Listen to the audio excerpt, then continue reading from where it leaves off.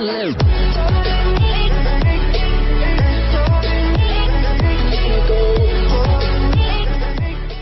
Sydney company forced by the Fair Work Commission to rehire an employee it fired for breaching its code of conduct by getting drunk and vomiting at a function at the Sydney Opera House is appealing the decision.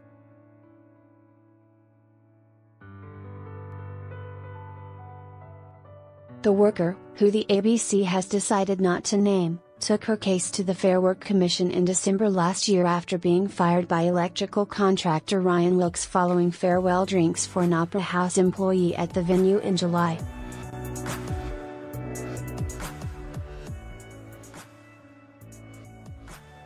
The company, which was contracted to install lighting to part of the Opera House building, originally accused the woman, a project manager, of sexually propositioning an Opera House employee and insulting other staff when drunk at the function.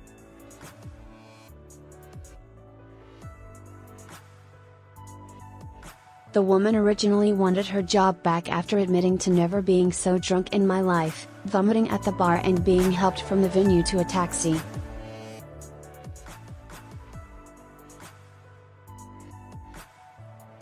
She denied ever sexually propositioning an Opera House staff member or insulting other staff.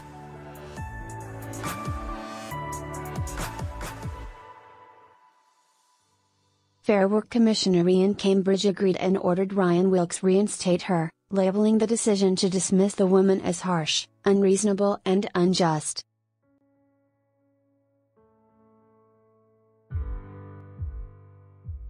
Photo: the Opera Bar, where some of the drinking during the night occurred. Instagram. However, the company, Ryan Wilkes, confirmed to the ABC yesterday it was appealing the decision.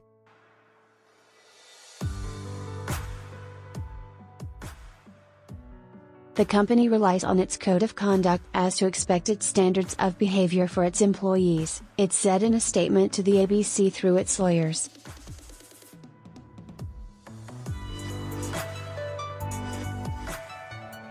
As the appeal is yet to be determined, the company is not able to make any further comment at this stage.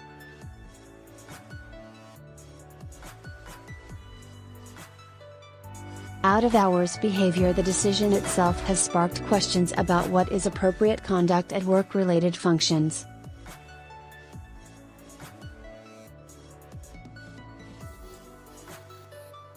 The woman attended the farewell drinks function arranged for an employee who was leaving the Sydney Opera House.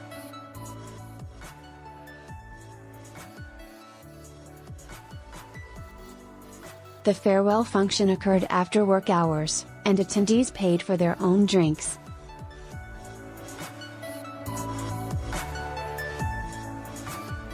Photo: the worker involved said it was drunkest she had ever been in her life. Pixabay, Bridgesward. In his judgment, Commissioner Cambridge said the conduct of employees outside of work hours had increasingly become the subject of potential scrutiny by employers.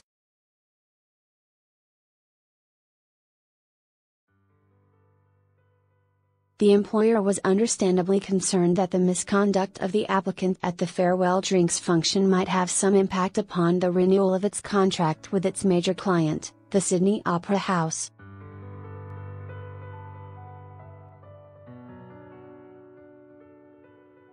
Consequently, in this instance, there would seem to be sound basis for the employer to have implemented some form of disciplinary action in respect to the misconduct of the applicant associated with her drunkenness.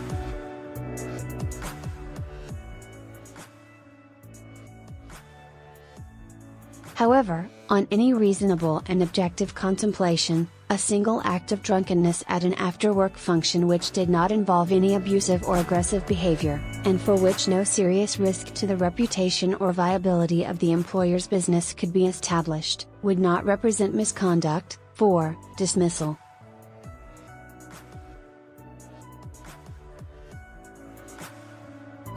Workplace lawyer and governance expert Simon Clare said the case opened up questions over what are appropriate behavior standards at work-related functions.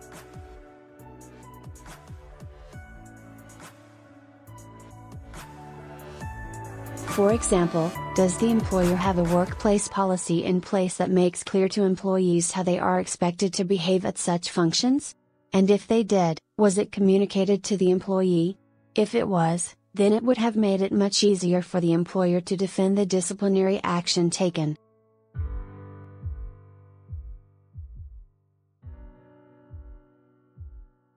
He said grounds for dismissal relating to work-related or after-work functions depended on specific circumstances.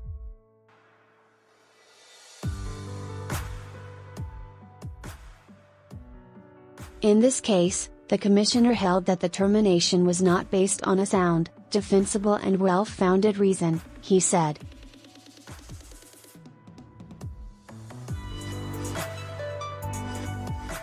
Just getting drunk was not enough to terminate employment for serious misconduct.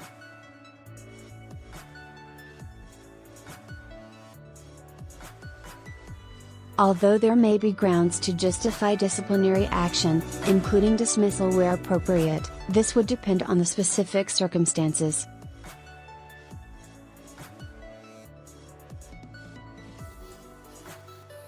Contact Nick Sass. More stories from New South Wales.